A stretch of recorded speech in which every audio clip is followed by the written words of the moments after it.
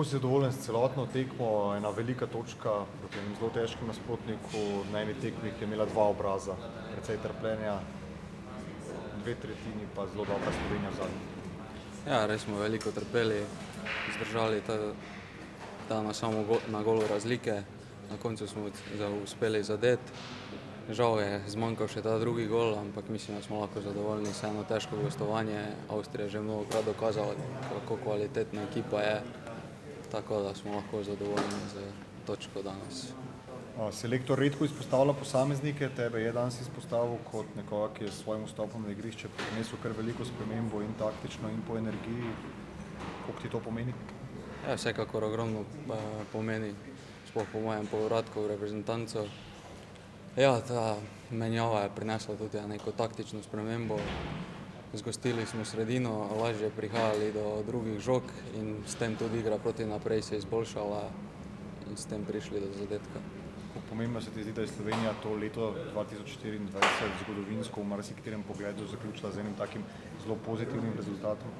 Ja, vsekakor super, sploh v tisti tekmi z Norveško, da nismo končali še s porazom, ampak zdaj že gledamo naprej, da ostanemo v tej Ligi B in potem napadamo zopet Ligo A. 4 mesece se ne boste videli, kako ostati nekako v stiku, kako ostati povezani v formi tudi? Ja, spet vsak svoj klub, ampak smo na vezi, smo v komunikaciji, tako da to je stalna praksa. Koliko se je poznalo zdaj v reprezentanci, da ni bilo več na zadnjih 2 zborih Cesarja zraven, pomočnika selektorja? Pa mislim, vsekakor takrat bil mali šok za vse nas, ampak smo se prilagodili. Strokovni štab je vseeno dovolj številčen, dovolj kvaliteten, tako da se ta sprememba ni preveč poznala na igrišču. Mogoče to je trpljenje.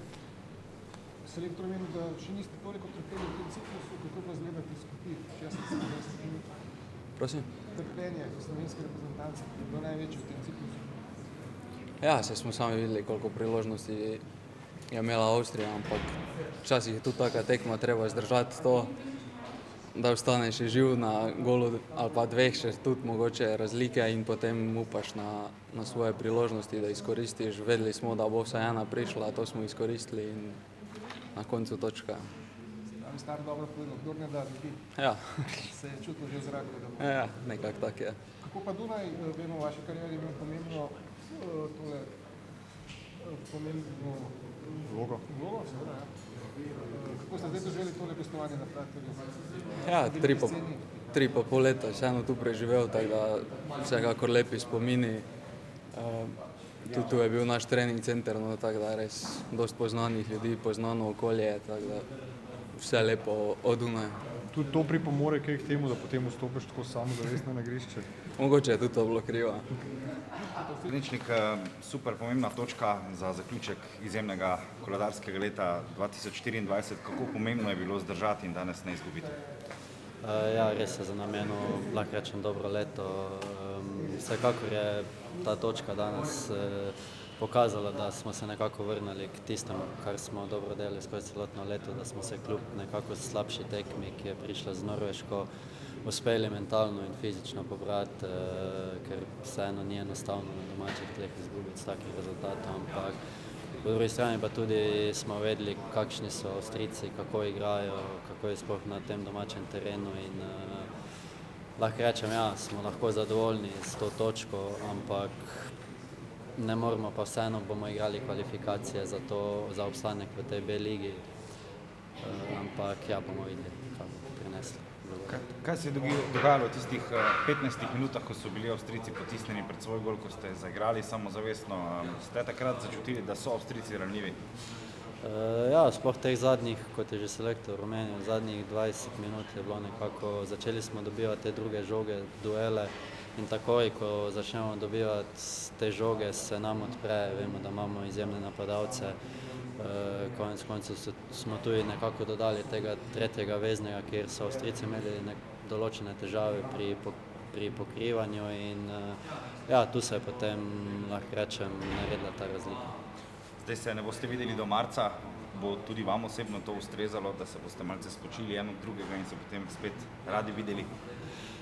Pa ja, zdaj je bilo kar vsaki mesec smo bili skupaj, ampak ja, zdaj bo kar dolga. Verjamem, da tudi določeni igralci, še prihaja ta prestopni rok in verjamem, da tudi določeni igralci se lahko tudi kaj zamenja, da bodo ponovno, bom rekel, več igrali.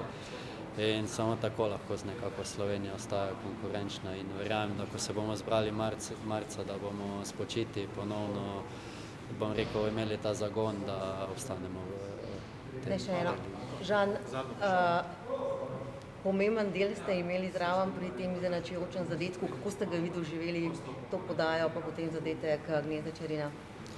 Ja, nekako smo to čakali. Bom rekel, sam sem videl, da bo ta žoga nekako predolga za njihovega bočnega in sem jo prestregel.